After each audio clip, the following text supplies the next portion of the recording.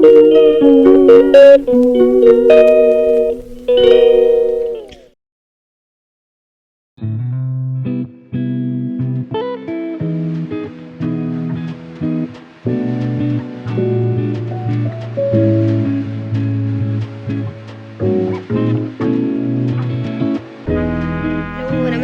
ಎಲ್ಲರಿಗೂ welcome back to my YouTube channel. ಎಲ್ಲರೂ ಹೇಗಿದ್ದೀರಾ? ಎಲ್ಲರೂ ಚೆನ್ನಾಗಿದ್ದೀರಾ ಅಂತ ಭಾವಿಸ್ತಾ ಬರೀ ಇವತ್ತಿನ ವಿಡಿಯೋನ ಸ್ಟಾರ್ಟ್ ಮಾಡ್ತಾ ಇದ್ದೀನಿ. ನೋಡಿರಿ ನಮ್ಮೂರಲ್ಲಿ ಎಷ್ಟು ಮಳೆ ಆಗ್ತಾಯಿದೆ ಅಂಥೇಳಿ.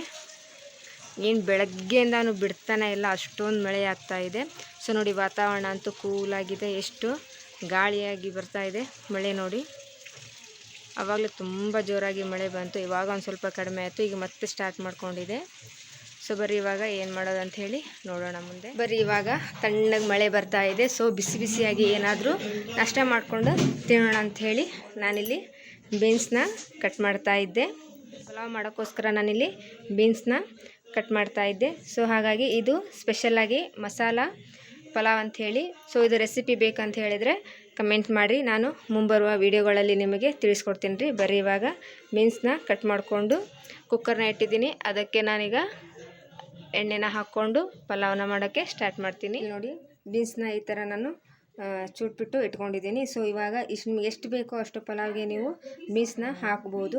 ಸೊ ನೋಡಿ ನಾನು ಇಷ್ಟು ಬೀನ್ಸ್ನ ತೊಗೊಂಡಿದ್ದೀನಿ. ಹೆಚ್ಚಿಗೆ ಬೇಕು ಅಂತ ಹೇಳಿದರೆ ನೀವು ಬೀನ್ಸ್ ಕೂಡ ತೊಗೋಬೋದು. ನೋಡಿ ಈ ಥರ ಕೈಯಿಂದಾನೇ ಚೂಟ್ದಿ ಅಂತ ಹೇಳಿದ್ರೆ ಇದಕ್ಕೆ ತುಂಬಾ ರುಚಿಯಾಗಿರುತ್ತೆ. ಸೊ ಚಾಕುದಿಂದ ಕಟ್ ಮಾಡಿದ್ರೂ ಹಾಗೆ ಇರುತ್ತೆ. ಸೊ ಕೈಯಿಂದ ಈ ಥರ ಮಾಡಿದ್ರಿ ಅಂತ ಹೇಳಿದರೆ ರುಚಿ ಅನ್ನೋದು ತುಂಬ ಚೆನ್ನಾಗಿ ಬರುತ್ತೆ.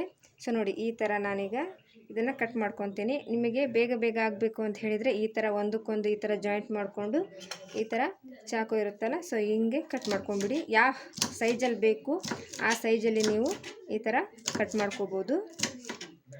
ಸೊ ನಾಷ್ಟ ಮಾಡೋದು ಬೇಗ ಬೇಗ ಆಯಿತು ಅಂತ ಹೇಳಿದರೆ ಮುಂದೆ ಕೆಲಸ ಬರೀ ಈಗ ನಾನು ತೋರಿಸ್ತಾ ಇದ್ದೀನಿ ಯಾವ ಥರ ಮಾಡ್ತಾಯಿದ್ದೀನಿ ಅಂಥೇಳಿ. ಈ ಪಲಾವ್ ಮಾಡೋಕ್ಕೋಸ್ಕರ ನಾನಿಲ್ಲಿ 1 ಕಪ್ ಆಗುವಷ್ಟು ನಾನು ಅಕ್ಕಿನ ತೊಗೊಂಡಿದ್ದೀನಿ. ಸೊ ಯಾವ ರೈಸ್ ಬೇಕಾದರೂ ನೀವು ಇಲ್ಲಿ ತೊಗೋಬೋದು ಅಕ್ಕಿನ.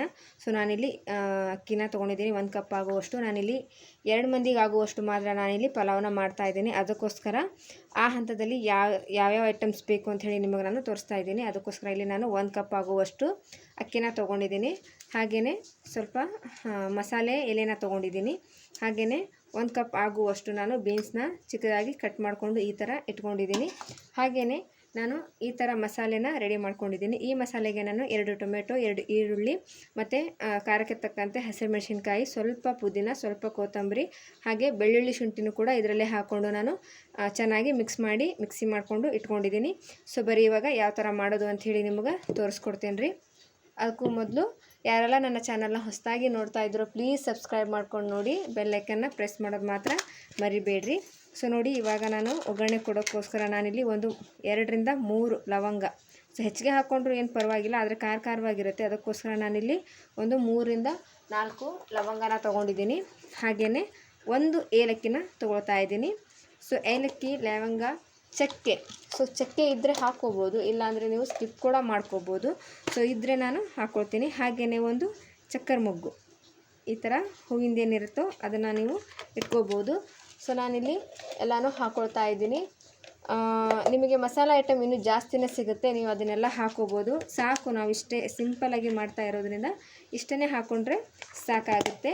ನಾನಿಲ್ಲಿ ಏಲಕ್ಕಿ, ಲವಂಗ, ಚಕ್ಕಿ ಮತ್ತು ಚಕ್ಕರ್ ಮೊಗ್ಗನ್ನ ಹಾಕ್ಕೊಂಡಿದ್ದೀನಿ. ಹಾಗೆಯೇ ಒಂದು ಸ್ವಲ್ಪ ಪಲಾವ್ ಎಲೆನ ಹಾಕ್ಕೊಳ್ತಾ ಇದ್ದೀನಿ. ಸೊ ಬೇಕು ಅಂದರೆ ಹೆಚ್ಚಿಗೆ ಹಾಕ್ಕೋಬೋದು. ನಾನಿಲ್ಲಿ ಇಷ್ಟು 2 ತುಂಡು ಮಾತ್ರ ನಾನು ಹಾಕ್ಕೊಳ್ತಾ ಇದ್ದೀನಿ. ನೋಡಿದ್ರಲ್ಲ ಯಾವ್ಯಾವ ಐಟಮ್ಸ್ ಬೇಕು ಅಂಥೇಳಿ.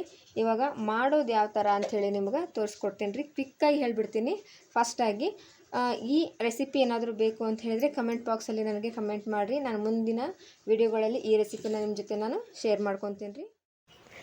ಈ ಪಲಾವ್ನ ಮಾಡೋಕ್ಕೋಸ್ಕರ ನಾನು ಒಲೆ ಮೇಲೆ ಕುಕ್ಕರ್ನ ಇಟ್ಕೊಂಡಿದ್ದೀನಿ. ಸೊ ಕುಕ್ಕರು ಚೆನ್ನಾಗಿ ಕಾದ ಮೇಲೆ ಇದಕ್ಕೆ 1 ರಿಂದ 1.5 ಸ್ಪೂನ್ ಆಗುವಷ್ಟು ನೀವು ಅಡುಗೆ ಎಣ್ಣೆನ ಹಾಕೋಬೇಕಾಗತ್ತೆ. ಸೊ ನಿಮಗೆ ಎಷ್ಟು ಬೇಕೋ ಅಷ್ಟು ಎಣ್ಣೆನ ನೀವು ಹಾಕ್ಕೋಬೋದು. ನಾನಿಲ್ಲಿ 1.5 ಸ್ಪೂನ್ ಆಗುವಷ್ಟು ಮಾತ್ರ ಎಣ್ಣೆನ ಹಾಕ್ಕೊಂಡಿದ್ದೀನಿ. ಅದು ಚೆನ್ನಾಗಿ ಕಾದ ಮೇಲೆ ನಾವು ಇದಕ್ಕೆ ಮಸಾಲೆ ಐಟಮ್ಗಳನ್ನು ಆ್ಯಡ್ ಮಾಡ್ಕೋಬೇಕಾಗತ್ತೆ. ಸೊ ಯಾವುದ್ಯಾವುದಂದರೆ ಚಕ್ಕರ್ ಮೊಗ್ಗು, ಏಲಕ್ಕಿ, ಲವಂಗ ಮತ್ತು ಚಕ್ಕೆನ ಮತ್ತು ಪಲಾವ್ ಎಲೆನ ಹಾಕ್ಕೊಂಡು ಚೆನ್ನಾಗಿ ಇದನ್ನು ಬಾಡಿಸ್ಕೋಬೇಕಾಗತ್ತೆ. ಇದು ಸ್ವಲ್ಪ ಎಣ್ಣೆಯಲ್ಲಿ ಚೆನ್ನಾಗಿ ಫ್ರೈ ಆದಮೇಲೆ ನಾವಿದಕ್ಕೆ ಪಲಾವ್ ಎಲೆನ ಹಾಕೋಬೇಕಾಗತ್ತೆ. ಸೊ ಈ ಪಲಾವ್ ಎಲೆನ ಹಾಕ್ಕೊಂಡಿದ್ದು ಆದಮೇಲೆ ಮನೆಯೆಲ್ಲ ತುಂಬ ಘಮ ಘಮ ಅಂತಿರುತ್ತೆ, ಅಷ್ಟು ಚೆನ್ನಾಗಿ ಪರಿಮಳ ಬರ್ತಾ ಇರುತ್ತೆ. ಸೊ ಇದನ್ನು ಕೂಡ ಎಣ್ಣೆಯಲ್ಲಿ ಇದರ ಹಸಿ ವಾಸನೆ ಹೋಗೋ ತನಕ ಒಂದು ಸ್ವಲ್ಪ ಫ್ರೈ ಮಾಡ್ಕೊಂಡು ಆದಮೇಲೆ ನಾವು ರುಬ್ಬಿಟ್ಕೊಂಡಿರುವಂಥ ಟೊಮೆಟೊ, ಈರುಳ್ಳಿ, ಹಸಿಮೆಣಸಿನ್ಕಾಯಿ, ಬೆಳ್ಳುಳ್ಳಿ, ಶುಂಠಿ ಈ ಪೇಸ್ಟ್ನ ಈ ಹಂತದಲ್ಲಿ ನಾವು ಹಾಕೋಬೇಕು. ಸೊ ನೋಡಿ ಈ ಥರ ನೀವು ಹಾಕ್ಕೊಂಡಿದ್ದು ಆದಮೇಲೆ ಇದನ್ನು ಎಣ್ಣೆಯಲ್ಲಿ ಚೆನ್ನಾಗಿ ಫ್ರೈ ಮಾಡ್ಕೋಬೇಕಾಗತ್ತೆ. ಯಾಕಂತ ಹೇಳಿದರೆ ನಾವು ಇದನ್ನು ಎಲ್ಲ ಪದಾರ್ಥಗಳನ್ನು ಹಸಿಯಾಗಿ ನಾವು ರುಬ್ಕೊಂಡಿರ್ತೀವಿ, ಹಾಗಾಗಿ ಇದರ ಹಸಿ ವಾಸನೆ ಹೋಗೋ ತನಕ ಇದನ್ನು ಎಣ್ಣೆಯಲ್ಲಿ ಚೆನ್ನಾಗಿ ಫ್ರೈ ಮಾಡ್ಕೋಬೇಕಾಗತ್ತೆ. ಇದರ ಹಸಿ ವಾಸನೆ ಏನಾದರೂ ಹೋಗಲಿಲ್ಲ ಅಂತ ಹೇಳಿದರೆ ನಮಗೆ ತಿನ್ನುವಾಗ ಇದರ ಫ್ಲೇವರು ಹಸಿ ಹಸಿಯಾಗಿ ಬರ್ತಾ ಇರುತ್ತೆ, ಟೇಸ್ಟ್ ಅನ್ನೋದು ಫ್ಲೇವರು ಅಷ್ಟು ಚೆನ್ನಾಗಿ ಬರೋದಿಲ್ಲ. ಅದಕ್ಕಾಗಿ ನೀವು ಇದರ ಹಸಿ ವಾಸನೆ ಹೋಗೋ ತನಕ ಎಣ್ಣೆಯಲ್ಲಿ ಚೆನ್ನಾಗಿ ಫ್ರೈ ಮಾಡ್ಕೋಬೇಕಾಗತ್ತೆ. ಸೊ ನೋಡಿ ಈ ಥರ ಎಣ್ಣೆಯಲ್ಲಿ ಚೆನ್ನಾಗಿ ಫ್ರೈ ಮಾಡ್ಕೊಂಡಿದ್ದು ಆದಮೇಲೆ ಈ ಥರ ನಮಗೆ ಸೈಡಲ್ಲಿ ಎಣ್ಣೆ ಬಿಡೋಕ್ಕೆ ಸ್ಟಾರ್ಟ್ ಆಗುತ್ತೆ. ಸೊ ಅದಾದಮೇಲೆ ಇದಕ್ಕೆ ಸ್ವಲ್ಪ ಅರಿಶಿನ ಪುಡಿನ ಹಾಕೋಬೇಕಾಗತ್ತೆ. ಅರಿಶಿನ ಪುಡಿ ಸ್ವಲ್ಪನೇ ಹಾಕೋಬೇಕಾಗತ್ತೆ, ಇದು ಅಷ್ಟು ಒಳ್ಳೆಯದಲ್ಲ. ಅದಕ್ಕೋಸ್ಕರ ನೀವು ಅರಿಶಿನ ಪುಡಿ ಸ್ವಲ್ಪನ ಹಾಕ್ಕೊಂಡು ಇದನ್ನು ಮತ್ತೆ ಒಂದು ಸರಿ ಚೆನ್ನಾಗಿ ಈ ಥರ ಬಾಡಿಸ್ಕೋಬೇಕು. ಸೊ ನೋಡಿ ಈ ಥರ ಎಣ್ಣೆಯಲ್ಲಿ ಚೆನ್ನಾಗಿ ಅದು ಫ್ರೈ ಆಗಬೇಕು, ಸೈಡಲ್ಲಿ ಎಣ್ಣೆನ ಬಿಡ್ತಾ ಇರಬೇಕು. ಅದಾದಮೇಲೆ ಸ್ವಲ್ಪ ಅರಿಶಿನ ಪುಡಿ ಹಾಕ್ಕೊಂಡು ಇದಕ್ಕೆ ಚೆನ್ನಾಗಿ ಫ್ರೈ ಮಾಡ್ಕೊರಿ. ಅದಾದಮೇಲೆ ಇದಕ್ಕೆ ರುಚಿಗೆ ತಕ್ಕಷ್ಟು ಉಪ್ಪು ಮತ್ತು ಮಸಾಲೆ ಪೌಡರು, ನಿಮಗೆ ಯಾವ್ಯಾವ ಮಸಾಲೆ ಐಟಮ್ಸ್ ಬೇಕಲ್ಲ ಅದನ್ನೆಲ್ಲ ಹಾಕೋಬೋದು. ನಾನಿಲ್ಲಿ ಸ್ವಲ್ಪ ಗರಂ ಮಸಾಲ, ಚಿಕನ್ ಮಸಾಲ, ಮಟನ್ ಮಸಾಲ ಮತ್ತು ಸ್ವಲ್ಪ ಉಪ್ಪು, ಧನಿಯಾ ಪುಡಿ ಇವನ್ನೆಲ್ಲ ಹಾಕ್ಕೊಂಡು ಚೆನ್ನಾಗಿ ಮಿಕ್ಸ್ ಮಾಡ್ಕೊಂಡಿದ್ದೀನಿ. ಅದಾದಮೇಲೆ ನೀವು ಯಾವ್ದು ಬೇಕಾದರೂ ವೆಜಿಟೇಬಲ್ನ ಇಲ್ಲಿ ನೀವು ಆ್ಯಡ್ ಮಾಡ್ಕೋಬೋದು. ನಾನಿಲ್ಲಿ ಬೀನ್ಸ್ ಮಾತ್ರ ಹಾಕ್ಕೊಂಡಿದ್ದೀನಿ. ಈ ಹಂತದಲ್ಲಿ ನೀವು ಕ್ಯಾರೆಟು, ಬೀನ್ಸು, ಆಲೂಗಡ್ಡೆ ಮತ್ತು ಸೌತೆಕಾಯಿ ಯಾವ ಪದಾರ್ಥ ಬೇಕಾದರೂ ನೀವು ಇಲ್ಲಿ ಹಾಕೋಬೋದು. ಸೊ ನೋಡಿ ನಾನು ಒಂದೇ ವೆಜಿಟೇಬಲ್ನ ಬಳಸಿ ಈ ಮಸಾಲೆ ಪಲಾವ್ನ ಯಾವ ಥರ ಮಾಡೋದು ಅಂತ ಹೇಳಿ ನಿಮ್ಗೆ ಕ್ವಿಕ್ಕಾಗಿ ತೋರಿಸ್ತಾ ಇದ್ದೀನಿ. ಈ ರೆಸಿಪಿ ಏನಾದರೂ ಫುಲ್ ಡೀಟೇಲಾಗಿ ನಿಮಗೆ ಬೇಕು ಅಂತ ಹೇಳಿದ್ರೆ ನಾನು ಮುಂದೆ ಬರೋ ವಿಡಿಯೋಗಳಲ್ಲಿ ಇದನ್ನು ಶೇರ್ ಮಾಡೋಕ್ಕೆ ಟ್ರೈ ಮಾಡ್ತೀನಿ ರೀ. ಸೊ ನೋಡಿ ನಾವಾಗಲೇ ಹೇಳಿದಾಗೆ ಇದಕ್ಕೆ ಮಸಾಲೆ ಪೌಡರ್ಗಳನ್ನೆಲ್ಲ ನಾನು ಆ್ಯಡ್ ಮಾಡ್ಕೊಂಡಿದ್ದೀನಿ. ಮತ್ತೊಂದು ಸಲ ಹೇಳ್ತೀನಿ, chicken masala powdery,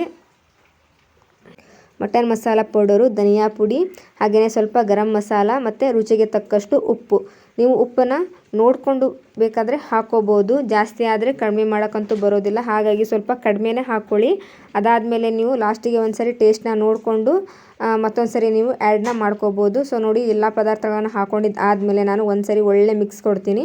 so mix ಕೊಟ್ಟಿದ್ದು ಆದಮೇಲೆ ಅದೇ ಮಿಕ್ಸಿ ಜಾರಿಗೆ ಸ್ವಲ್ಪ ನೀರನ್ನು ಹಾಕಿ ಇದಕ್ಕೆ ನಾನು ಹಾಕ್ಕೊಳ್ತೀನಿ ರೀ. ಇದು ಸ್ವಲ್ಪ ಚೆನ್ನಾಗಿ ಕುದಿಬೇಕು. ನೋಡಿ ಈ ಥರ ಕುದಿ ಬಂದಮೇಲೆ ನಾವು ಒಂದು ಕಪ್ ಅಕ್ಕಿನ ತೊಗೊಂಡಿದ್ವಲ್ಲ ಅದನ್ನು ಚೆನ್ನಾಗಿ ತೊಳೆದ್ಬಿಟ್ಟು ಈ ಹಂತದಲ್ಲಿ ನಾನು ಸೇರಿಸ್ಕೊಳ್ತಾ ಇದ್ದೀನಿ. ಸೊ ನೀವು ಈ ಹಂತದಲ್ಲಿ ನಾನು 2 ಜನಕ್ಕಾಗುವಷ್ಟು ಮಾತ್ರ ನಾನಿಲ್ಲಿ ಪಲಾವ್ನ ಮಾಡ್ತಾಯಿದ್ದೀನಿ. ಸೊ ನಿಮಗೆ ಬೇಕು ಅಂತ ಹೇಳಿದರೆ ನೀವು 4-5 ಜನಕ್ಕೆ ಮಾಡಬೇಕಾದ್ರೆ ನಾವು ಹೇಳಿರುವಂಥ ಪದಾರ್ಥಗಳ ಕ್ವಾಂಟಿಟಿನ ನೀವು ಹೆಚ್ಚಿಗೆ ಮಾಡ್ಕೋಬೋದು.